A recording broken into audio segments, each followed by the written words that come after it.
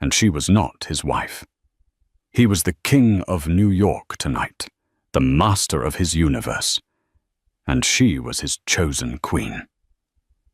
Across town, Irina Smith adjusted the diamond clasp on a necklace that had been in her family for generations, a cold, determined smile touching her lips.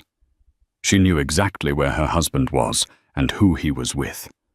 What John didn't know was that the empire he was flaunting was never his to begin with, and the woman he'd discarded was about to reclaim her kingdom in front of the entire world.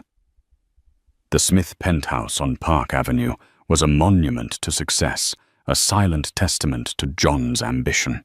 Its floor-to-ceiling windows offered a god's-eye view of Manhattan, a sprawling kingdom of glittering lights that on nights like this, John felt he owned. The air was sterile, conditioned to a perfect 72 degrees, and smelled faintly of lemon oil and John's self-satisfaction. For Irina Vance Smith, however, it smelled of loneliness. For 10 years, she had been the perfect wife.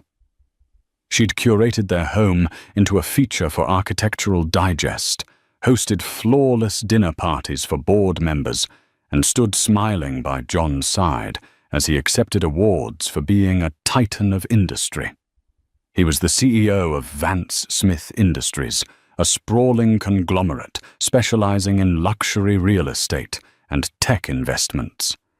He was the public face, the charismatic deal maker. She was the silent partner, the elegant accessory. At least that's how he saw her. The illusion had been fraying for years, the silken threads of their marriage snapping one by one. It began with the late nights he dismissed as closing deals, the calls he'd take in the other room, his voice dropping to a conspiratorial whisper. It grew with the casual cruelty, the way he'd correct her in front of friends or mock the literature degree she'd earned before they met. "My Ellie," he'd say with a patronizing chuckle, "she lives in a world of poetry and fairy tales. I handle the real world." Tonight, the final thread was about to be severed. The Metropolitan Benefactors Gala was the crown jewel of the New York social season. It was an event sponsored in large part by Vance Smith Industries. It was the one night of the year John was expected to shine brightest with his beautiful wife on his arm. He had strolled into her dressing room an hour ago, not even bothering to loosen the Tom Ford tie he'd knotted with practiced ease. He smelled of expensive cologne and a lie he hadn't even bothered to construct properly. "Darling," he began, the endearment sounding like an insult. "There's been a last-minute change of plans."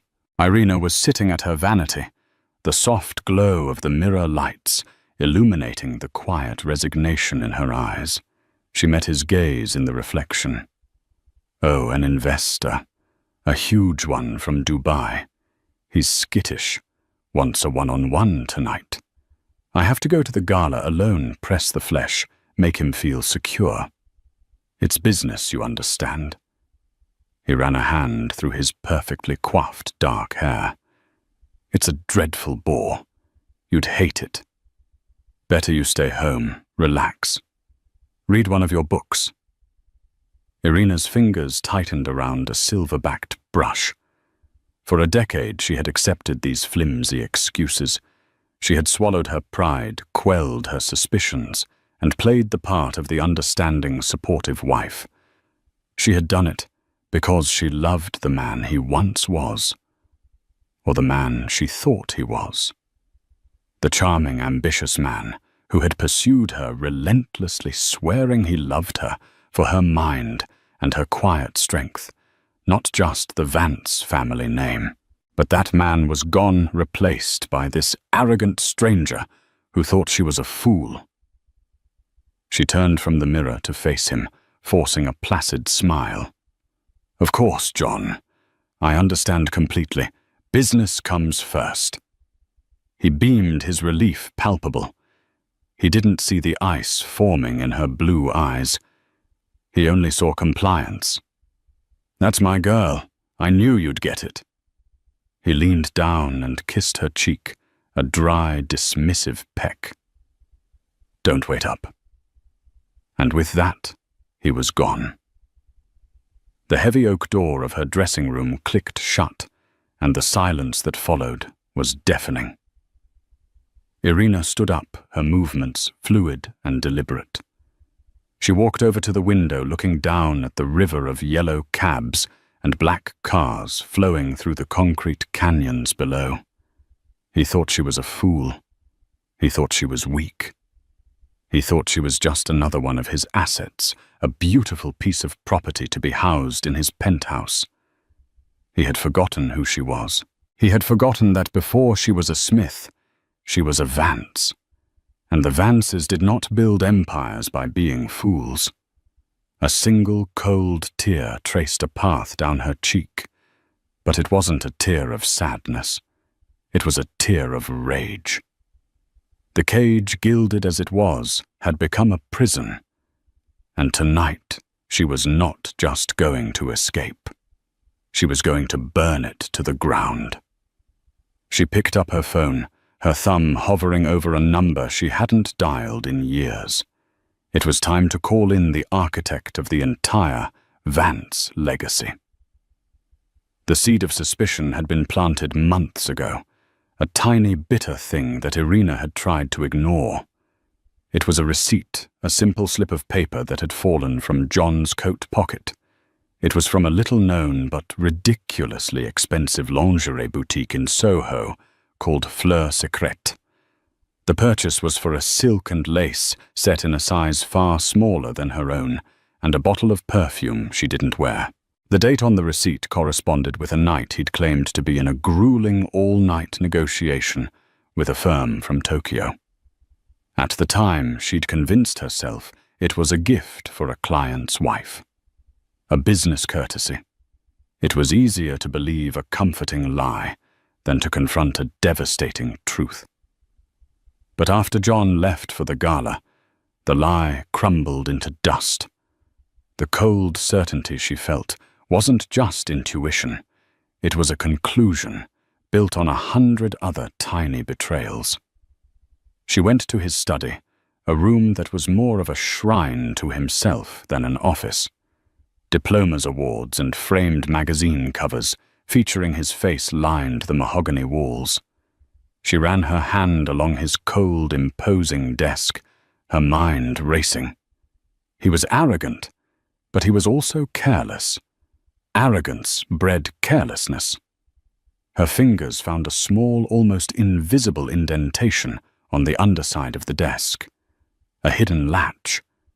Years ago he'd shown it to her, boasting about his little James Bond secret. Inside was a small, velvet-lined compartment where he kept a spare watch and a few other personal items. And tucked beneath them a second phone. A burner phone. Her heart hammered against her ribs as she powered it on. It was locked, of course. But John's ego was his greatest weakness. The password was his birthday. Too simple. She tried his Man of the Year award date. Nothing. Then she tried the stock ticker symbol for Vance Smith Industries, VCI. The phone unlocked. The irony was so bitter it almost made her laugh. The symbol of the company her family had built was the key to unlocking his deceit. The message history was a sickening chronicle of his affair. The recipient was saved under the initial A, on my way, wearing the red dress. You'll be the only one I see tonight. John. I can't wait. Tonight everyone will see who the real queen is. A is your wife going, John? Please. I told her I had a business meeting. She bought it as usual. She'll be at home reading her dusty old books. The name Amber appeared in an earlier text, a confirmation for a dinner reservation. Amber Collins. Irina's blood ran cold. She knew the name. Amber was a junior marketing executive at the company, known more for her ambition and her flirtatious demeanor at company parties than for her professional acumen. She was young, beautiful, and utterly transparent in her goals. The messages went back months. Lavish gifts, secret trips to the Caribbean, promises of a future together once John handled the situation with his wife. He referred to Irina as a formality, a relic of a past business arrangement. He had reduced their 10-year marriage to a contractual obligation he was eager to terminate. The personal betrayal was a physical blow, leaving her breathless. But as she scrolled further, a different kind of anger began to smolder. Interspersed with the sordid messages were discussions about the company. John just leveraged the Aspen property for the new acquisition. The board is too old and slow to see the genius of it. They only see risk.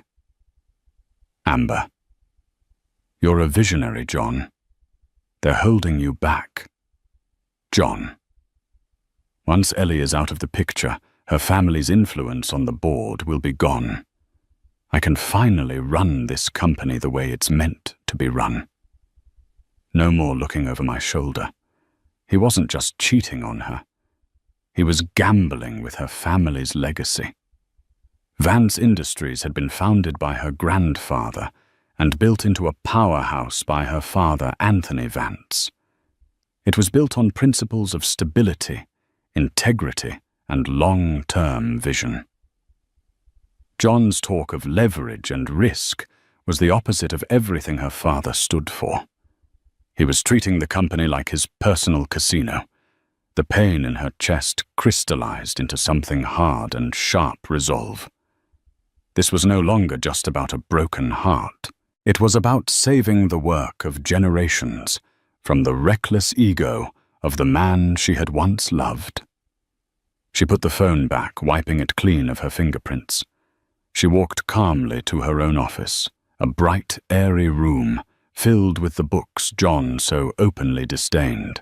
She unlocked a drawer in her desk and pulled out a thick, leather-bound folder.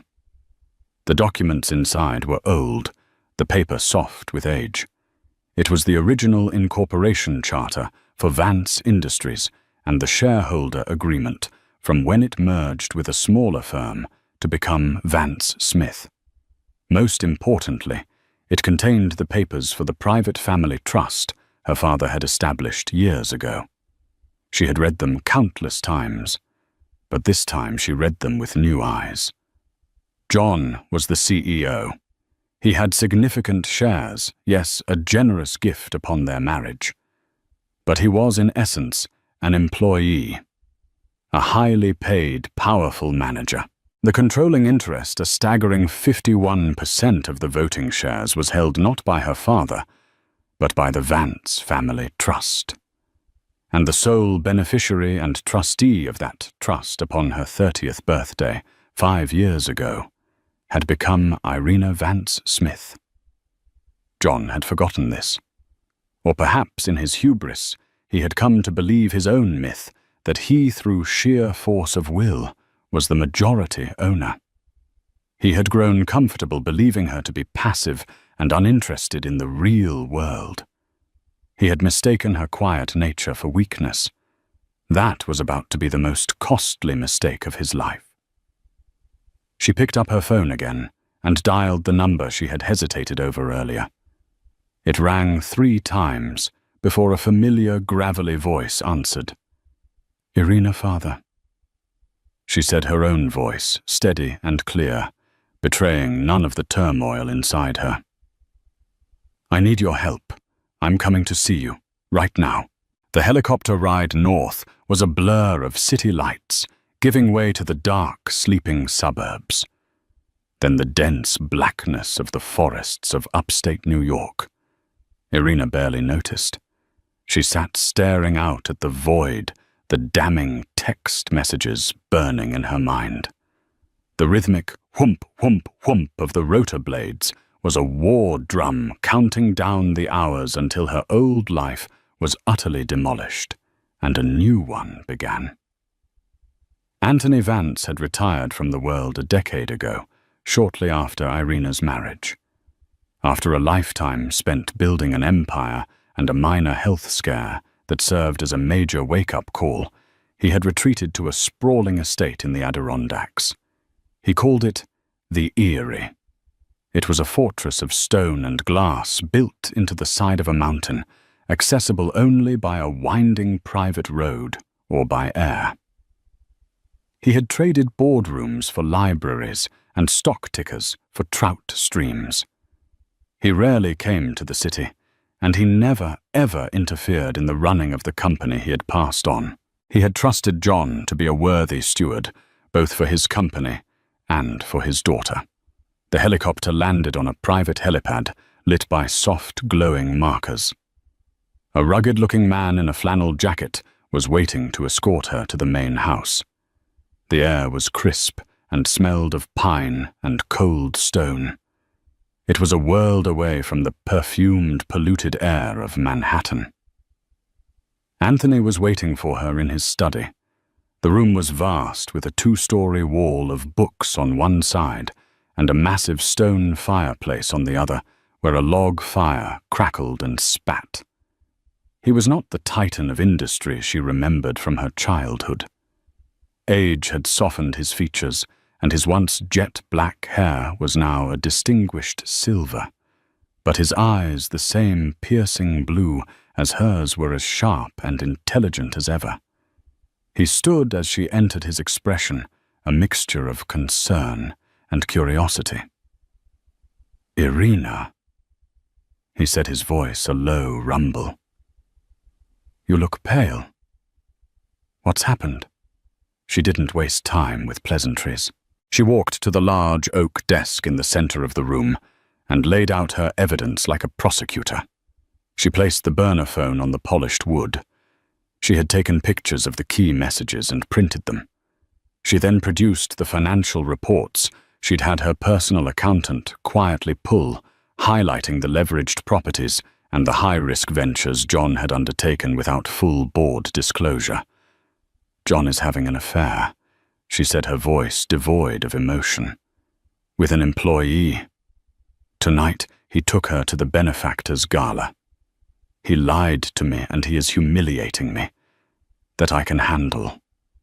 But he is also destroying your company, Father. He's gambling with our legacy, using it as his personal piggy bank to fund his ego." Anthony was silent for a long time. He picked up the printed messages, his brow furrowed. He read Amber's fawning praise and John's arrogant dismissals of his wife and board. He then moved to the financial reports, his eyes scanning the numbers with the practiced ease of a man who had spent a lifetime reading balance sheets. A muscle in his jaw twitched. The quiet retiree vanished, and in his place was the lion who had dominated Wall Street for 40 years. The boy always had more ambition than sense, Anthony said, his voice dangerously quiet. "I thought you would temper that. I thought your marriage would ground him." "He thinks I'm a fool," Irina replied, her voice cracking for the first time. "He thinks I'm a decorative object with no understanding of the real world. He forgot where the money came from. He forgot whose name is on the door." "No," Anthony corrected, his gaze locking with hers. "He forgot whose name is on the trust. He forgot who holds the power." He walked to the window, looking out into the impenetrable darkness of the mountain night. "When your mother died, I promised I would protect you. Part of that was letting you live your own life, make your own choices, even your own mistakes." I stepped back. I gave him rope, believing he would build a ladder, not a noose. He turned back to her, his eyes blazing. "He has disrespected my company. He has disrespected my legacy. But worst of all, he has disrespected my daughter. That is a transgression I will not tolerate." The plan began to form in that room by the crackling fire, a strategy devised by 2 generations of Vance ingenuity. It was audacious, public, and utterly ruthless. It was a plan designed not just to remove John, but to annihilate his reputation so completely that he would never work in this town again. "What do you need me to do?" Irina asked, her strength returning, fortified by her father's fury. First, Anthony said, a grim smile touching his lips. "You need to change. That dress is for a victim. You are going to a coronation, not a funeral. Go upstairs. Your mother's gowns are still in her closet. Find the one she called her armor." While Irina went upstairs, Anthony made 2 calls. The first was to Marcus Thorne, the family's lawyer for 50 years, a man whose loyalty to the Vances was absolute. He instructed him to prepare an injunction and the paperwork for an emergency board meeting. The second call was to the head of security at the Metropolitan Museum of Art, a man who owed Anthony a significant favor. An hour later, Irina descended the grand staircase. She had found the dress. It was a couture gown of deep crimson silk that her mother had worn to the White House years ago. It was elegant, powerful, and utterly breathtaking. With her hair swept up and her family's diamonds at her neck, she was no longer John Smith's discarded wife. She was Irina Vance, daughter of Anthony Vance, and the true owner of an empire. Anthony looked at her, and for a moment the fierce businessman was replaced by a proud father. "Perfect," he breathed. "He won't know what hit him." He offered her his arm. "Shall we, my dear? It's been a long time since I've attended a party. I believe it's time to remind New York society who the Vances are." The Grand Hall of the Metropolitan Museum of Art was a glittering sea of power and influence. Crystal chandeliers, each the size of a small car, cast a golden glow over the city's elite. Senators rubbed shoulders with tech billionaires, and celebrated artists chatted with silver-haired doyens of old society. The air itself seemed to hum with the collective energy of 1,000 egos, all vying for attention, for validation, for a moment in the spotlight. And tonight, the spotlight belonged to John Smith. He stood near the base of the grand staircase, a flute of champagne in one hand, the other resting proprietorially on Amber Collins's waist. She was a vision in a daring red dress, the one she'd texted him about.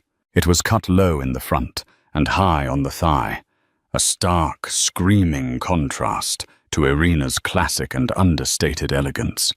Amber was fire-loud and bright, and John was using her to signal his own virility and power. He was holding court. People gravitated towards him, drawn by the magnetic pull of his success. He was the CEO of Vance Smith, the primary sponsor of the evening and the man of the hour. He laughed, a deep, confident sound that echoed in the cavernous hall. He introduced Amber not as his mistress, but with a carefully chosen ambiguous title. "This is Amber Collins," he announced to a cluster of admirers, including the influential gossip columnist Beatrice Fairfax. "My brilliant protégée. She's the future of our marketing division. A real rising star." Amber preened under the attention, her smile wide and predatory. She looked at the faces around her, the Astors, the Vanderbilts, the new money titans, and saw her own reflection in their envious eyes. She had done it. She had clawed her way out of obscurity and into the absolute center of power. She was on the arm of the most important man in the room. The meek, boring wife was a distant memory, a footnote in the story of her glorious ascent. Whispers followed them as they moved through the room. "Isn't he married?" a woman murmured behind her fan. To Anthony Vance's daughter, her companion replied, "The quiet one. Dreadfully dull, I hear. Well, this one is anything but dull. Look at that dress. You could floss with that thing." The gossip only fueled John's arrogance. He enjoyed the scandal.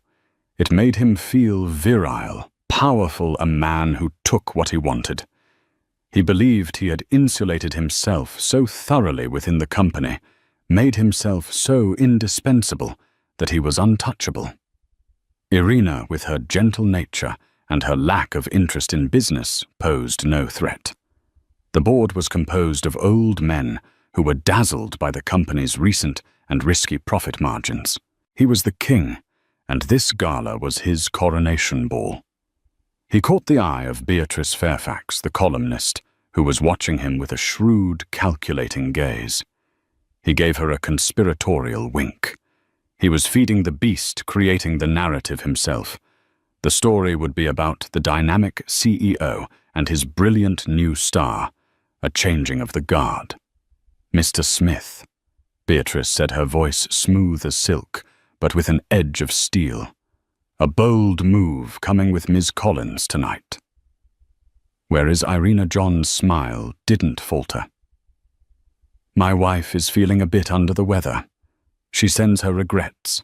She insisted I come and represent the company, and that I bring my most promising executive with me. Irina is all about fostering new talent. It was a masterful lie delivered with such casual confidence that it was almost believable.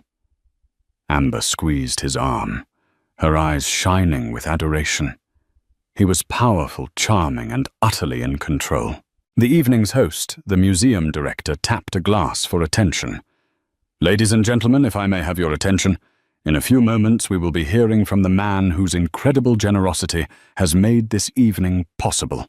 He is a visionary leader, a pillar of our community, and a true titan of industry.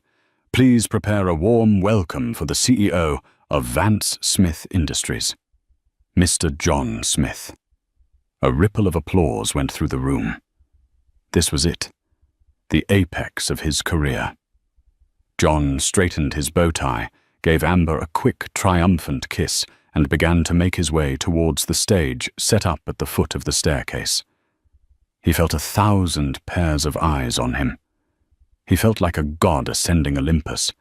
He was so blinded by the spotlight, so deafened by the applause, that he didn't notice the sudden collective intake of breath from the crowd near the main entrance.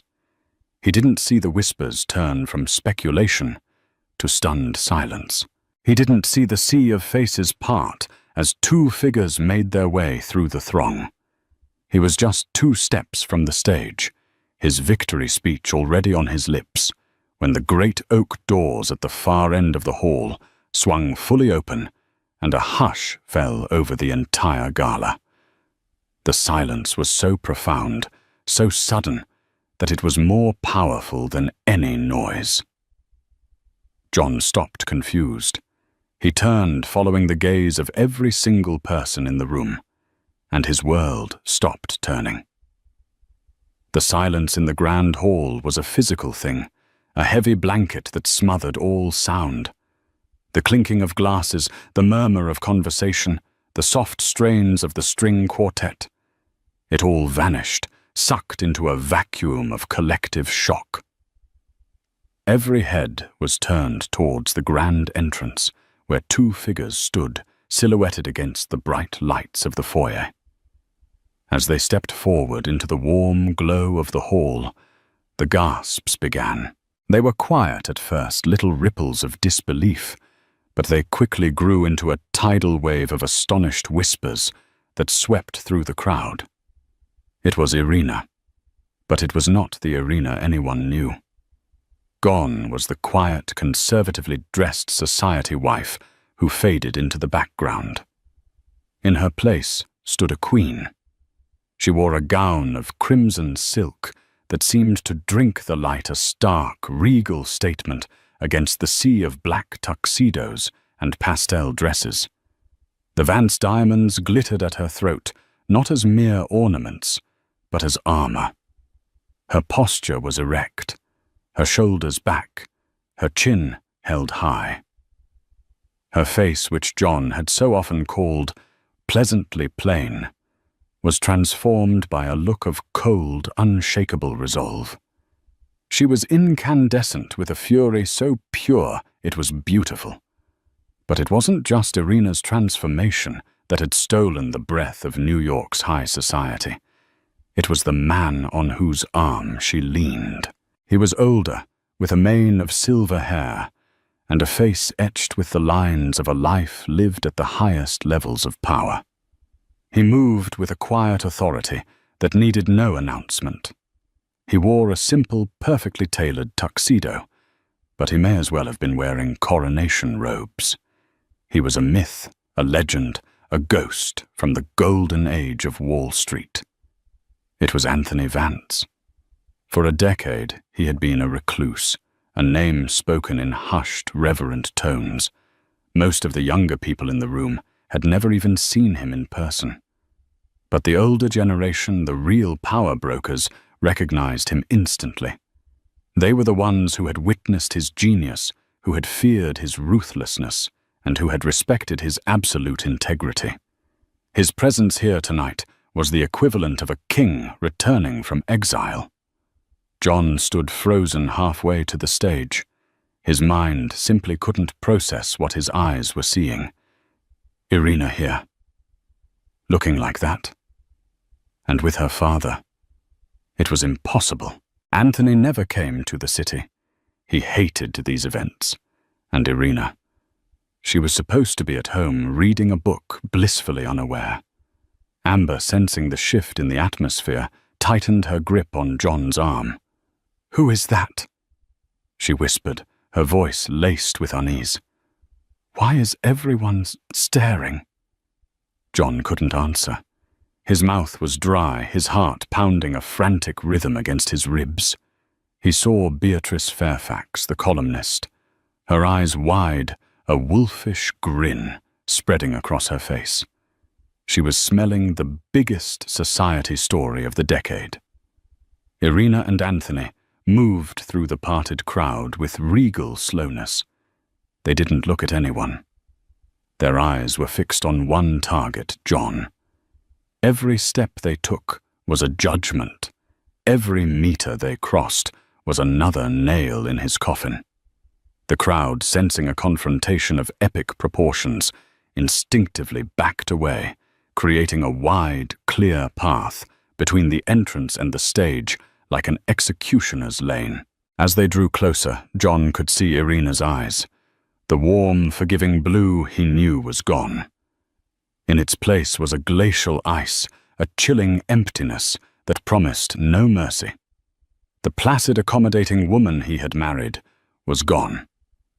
In her place was a stranger, a Vance, and she was looking at him not with the pain of a betrayed wife, but with the cold contempt of a CEO looking at an underperforming asset about to be liquidated. Anthony's gaze was even more terrifying. It was the look of a creator surveying a flawed creation just before he smashes it to pieces. There was no anger, no passion, just a profound, quiet disappointment that was somehow infinitely worse. They stopped a few feet from John and Amber. The silence stretched, becoming unbearable. The entire social and financial elite of New York was holding its breath, waiting. Finally, Anthony spoke. His voice was not loud, but it carried the weight of his legacy, cutting through the silence and reaching every corner of the vast hall. He didn't look at John. He looked past him towards the museum director, who was still standing dumbfounded on the stage. "I believe Anthony Vance," said his voice as cold and clear as a winter morning, "that there has been a mistake in the evening's program. Mr. Smith will not be speaking tonight." John's blood turned to ice water in his veins. Anthony Vance's words, spoken so calmly, were not a request. They were a decree. The world tilted on its axis, the glittering ballroom seeming to warp and bend around him. He finally found his voice, a strangled, incredulous croak. "Anthony. Irina. What is the meaning of this? What are you doing here?" He forced a laugh, a hollow, desperate sound. "Trying to surprise me." "Well, you've certainly done that." He turned to the crowd, trying to reclaim control to frame this as a bizarre family prank. My father-in-law, ladies and gentlemen, always one for a dramatic entrance. No one laughed. No one even smiled. They were watching a public execution, and they were mesmerized. Anthony took a deliberate step forward. He addressed the crowd, now his voice resonating with an authority John could only ever imitate. Good evening. For those of you who don't know me, my name is Anthony Vance. I founded the company that generously sponsored this wonderful event tonight. I have been retired for 10 years, content to leave the running of my life's work in what I believed were capable hands. His eyes finally settled on John, and the temperature in the room seemed to drop 10 degrees. It has come to my attention, Anthony continued, that my faith was misplaced. Vance Smith Industries was built on a foundation of integrity, stability, and fiduciary responsibility. Recently, under the leadership of Mr. Smith, the company has engaged in a series of reckless, highly leveraged acquisitions that have put the entire enterprise at risk.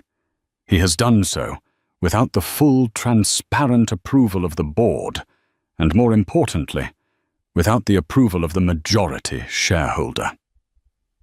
A collective gasp went through the room. Majority shareholder. Everyone thought John was the one in charge. John's face went white. Now just a minute, he sputtered, taking a step towards Anthony. That's privileged company information. This is not the time or the place. This is precisely the time and the place. Irina's voice cut in sharp and clear as shattered glass. It was the first time she had spoken, and the sound of her voice, so full of command, stunned John into silence. She glided past her father to stand directly in front of John and Amber.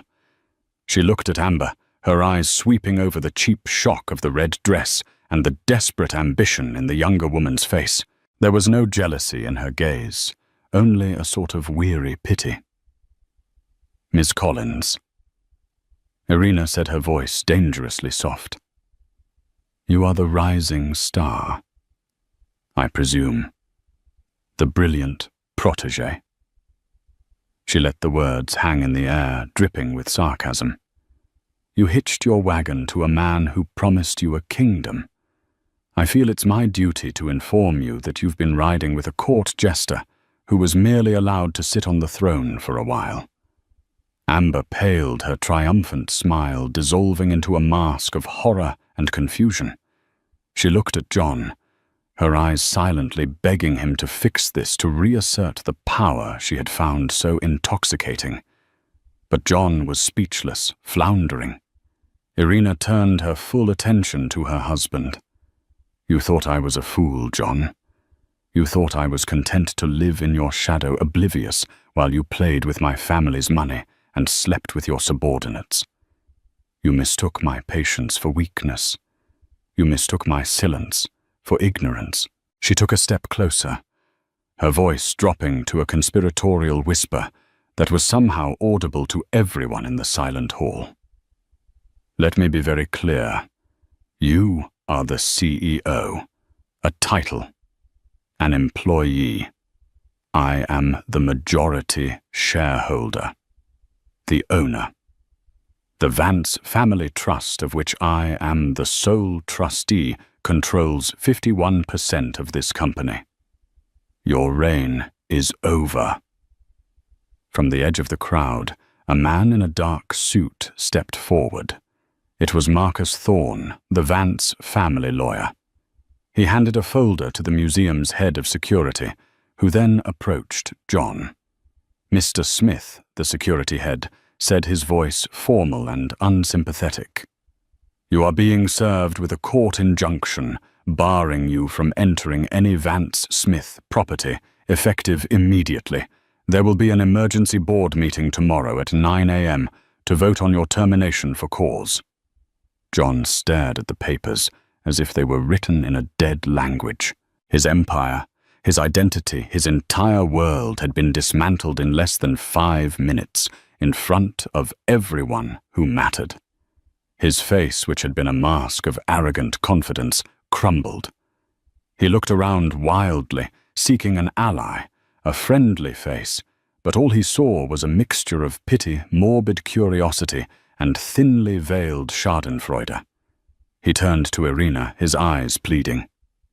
"Ellie, please, we can talk about this at home. Don't do this." Irina looked at him, and for the first time a flicker of emotion crossed her face. It was not love, not even hatred. It was a profound and final indifference. "There is no home anymore, John," she said. "And my name is Irina Vance." She turned her back on him. Anthony took the microphone from the podium on the stage. "My apologies for the interruption," he announced to the stunned audience. "Please enjoy the rest of your evening." Vance Smith. Industries is now under new management. Stable management. And I am pleased to announce that the board will be voting to appoint its new interim chairwoman tomorrow morning. My daughter Irina Vance. The finality of it was absolute. John Smith was no longer just a cheating husband. He was a footnote. A publicly disgraced unemployed footnote. His gaze fell on Amber, who was already backing away, disentangling herself from him, as if he were radioactive. Her dream had become a nightmare. She had attached herself to a falling star, and she was about to be crushed in the impact. Without a word, she turned and fled. Disappearing into the shocked crowd, her red dress a final pathetic flash of her failed ambitions. John stood alone, bathed in the spotlight he had so craved, utterly and completely destroyed. The chaos that erupted after Anthony Vance's announcement was immediate and overwhelming. The gala, once a bastion of decorum, descended into a frantic buzz of gossip. Cell phones emerged, thumbs flying across screens, as the city's elite raced to be the first to break the most spectacular social and corporate implosion in a generation. John remained frozen for a moment longer, a statue of ruin in the center of the storm. Then the head of security touched his elbow. "Sir, I have to ask you to leave." The touch, though gentle, was firm. It broke the spell. John's face contorted in a mask of pure rage and humiliation. He looked at Irina's back as she stood calmly beside her father, accepting quiet congratulations from a few old family friends who were now rushing to her side. He opened his mouth to shout, to curse, to deny, but no words came out. He was a king without a kingdom, a voice without power.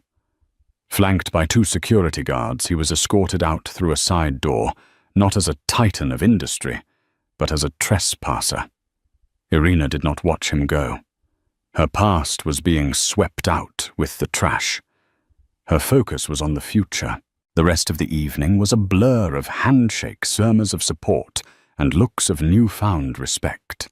People who had barely acknowledged her for a decade now clamored for her attention. She was no longer John's quiet wife. She was the power in the room, the new sun around which they all suddenly orbited. The following morning, the news was everywhere. The Wall Street Journal ran the headline, "Vance returns. Heir apparent ousts CEO Croft in dramatic coup."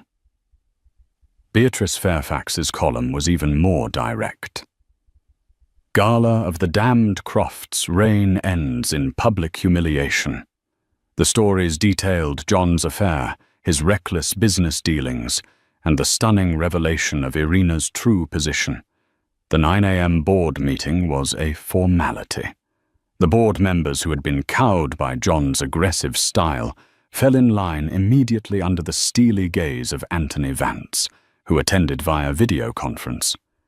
The vote to terminate John was unanimous. The vote to install Irina Vance as interim chairwoman was also unanimous. When the meeting was over, Irina walked down the hallway to the corner office. The large, ostentatious brass plate on the door still read, "John Smith, Chief Executive Officer." She ran her fingers over the letters, then looked at the building's head of maintenance, who stood waiting with a toolbox. "Please have this removed," she said calmly. "Immediately." She pushed the doors open and stepped inside. The office was just like the rest of John's life, a monument to his own ego. A massive, imposing desk dominated the space. The walls were covered with photos of him shaking hands with politicians, grinning on sailboats and accepting awards. His scent, that arrogant, expensive cologne, still lingered in the air. For a moment she felt a pang of something. Not sadness, but a strange sense of loss for the woman she had been. The naive young woman who had believed in fairy tales, who had loved a man that never truly existed.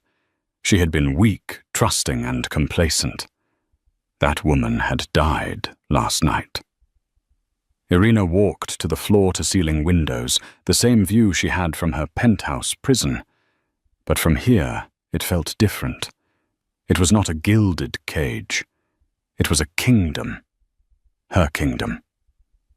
She looked down at the bustling streets of Manhattan, the arteries of commerce and power, and felt not fear or inadequacy, but a surge of profound, invigorating purpose. She spent the rest of the day in a whirlwind of meetings with lawyers, department heads, and accountants. She was decisive, intelligent, and utterly in command. The years she had spent quietly reading, observing, and learning the very things John had mocked had prepared her for this moment. She absorbed complex financial data, asked insightful questions, and laid out a clear, concise plan to stabilize the company and undo the damage John had caused. The staff, who had lived in fear of John's volatile temper, looked at her with a mixture of awe and relief. Late in the afternoon, her father called.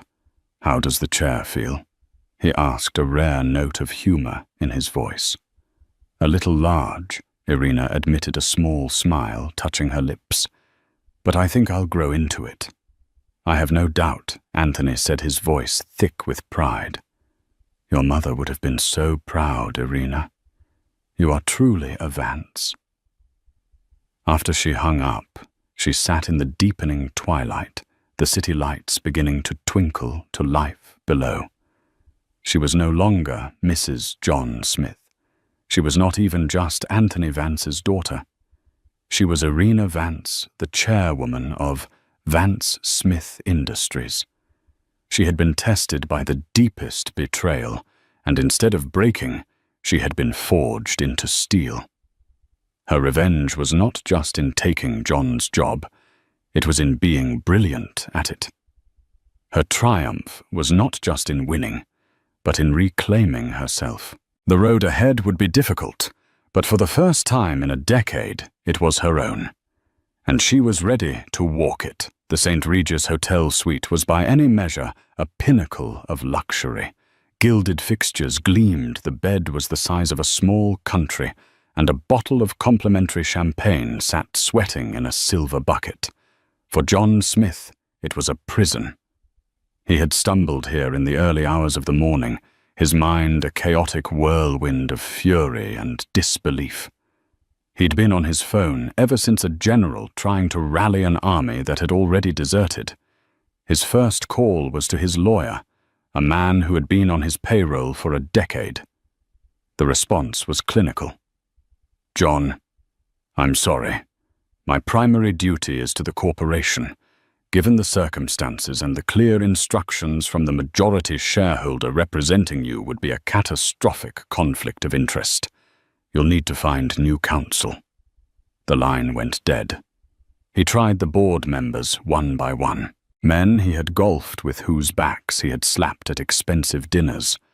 Most didn't answer. The one who did, a senior director named George Matheson, was brief. "You brought this on yourself, son. You played with Anthony Vance's money, and you humiliated his daughter. There's no coming back from that. Lose my number." Desperation clawed at him. He scrolled through his contacts, his thumb hovering over Amber's name. He called. The call didn't even ring. It went straight to a recorded message. "The number you have dialed has blocked incoming calls from your number." Blocked. The woman who had sworn he was a visionary, who had looked at him with doe-eyed adoration just 24 hours ago, had already cut him loose. She was a cockroach scurrying from the light, and he had been a fool to think her loyalty was to him and not to the power he wielded. He threw the phone across the room, where it hit the silk-papered wall with a pathetic thud. He was utterly, completely alone. The power he thought he possessed, the loyalty he thought he commanded, it was all an illusion. It had never been his. It was rented, borrowed from the Vance name, and his lease had been terminated in the most public way imaginable. The silence of the hotel room was deafening, broken only by the frantic, panicked thumping of his own heart. He was John Smith, but without the title, without the company, the name meant nothing. He was a ghost haunting a life that was no longer his. Meanwhile, 40 blocks south, Irina Vance was not haunting an old life. She was building a new one. She arrived at the Vance-Smith building at 7 a.m. sharp, not in a chauffeured town car, but in a taxi. She wanted to walk through the front doors on her own 2 feet. The office was already buzzing with the news, and as she walked through the lobby, a hush fell. People stared, their faces a mixture of awe and apprehension. She offered a small, professional smile and a nod, her calm demeanor, a stark contrast to the chaos of the previous night. Her first order of business was to meet with the head of human resources. Ms. Vance, the woman, a stern but fair executive named Carol, began. "Regarding Amber Collins, her employment is to be terminated." Irina stated, her voice even. "For gross misconduct and a violation of the company's fraternization policy. Offer her the standard severance. Have security escort her from the building. No drama, no spectacle. We've had enough of that. We are a place of business, not a tabloid." Carol nodded, visibly relieved. "Understood, ma'am." Irina's command was absolute, but it wasn't tyrannical. It was efficient. She spent the morning in back-to-back meetings, methodically untangling the web of high-risk deals John had initiated. She discovered he had leveraged company assets to near breaking point to fund a vanity project, a speculative tech venture with no clear path to profitability. He had been playing roulette with her family's legacy. With each document she reviewed, her resolve hardened. This was no longer about personal betrayal. It was a rescue mission. Around noon, her assistant buzzed. "Ma'am, it's a Mr. Smith on your private line. He's been calling repeatedly. I told him you were unavailable." Irina held up a hand. "It's all right, Maria. Put him through." She leaned back in her new leather chair, a chair that fit her perfectly, and picked up the receiver. "What do you want, John?" she asked, her tone flat. His voice came through the line, a ragged, desperate sound she barely recognized. "Ellie, thank God. Ellie, you can't do this. We need to talk. This is insane." "There is nothing to talk about," she replied calmly. "The board has voted. The injunction is in place. It's over. Over 10 years of marriage over." Just like that. "Because of one mistake," he pleaded, his voice cracking. "You're destroying my life. Our life over a moment of weakness." Irina almost laughed. A moment. It was 100 moments, 1,000 lies. "Our life was a fiction you wrote, John. And your mistake was not the affair. Your mistake was believing I was a fool. Your mistake was gambling with my father's company. This is not an emotional decision. This is a business decision." "Business," he spat, the desperation turning to his old familiar venom. "You don't know the first thing about business. You're a librarian in a ball gown. You'll run Vance Smith into the ground in 6 months." There it was, the sneering condescension she had lived with for a decade. But now it had no power over her. It was the impotent snarling of a caged animal. "That is a risk the majority shareholder is willing to take," she said, her voice as cold as steel. "Goodbye, Mr. Smith. Do not contact me again. Any further communication will be through our respective lawyers. I believe you are in the process of finding one." She hung up the phone before he could reply, the click of the receiver, a final, definitive end. She did not feel sorrow. She did not feel anger. She felt quiet, a profound and peaceful quiet. The nagging background noise of John's ego, which had dominated her life for so long, was finally gone. She stood and walked to the vast window looking down at the city. It was her city now. The empire was hers to command. The ashes of her old life, of her marriage, were behind her. From them, she would build something stronger, something more honest, something that was entirely her own. She was no longer a wife, an accessory, or a secret. She was Irina Vance, and she was just getting started. Irina's story is a powerful reminder that the quietest person in the room is often the most formidable. She endured betrayal, not with tears, but with strategy, turning her deepest pain into her greatest source of power. She didn't just get even. She got everything. By reclaiming her family's legacy, she reclaimed her own life, proving that a person's worth is never determined by who they stand beside, but by the strength with which they stand on their own.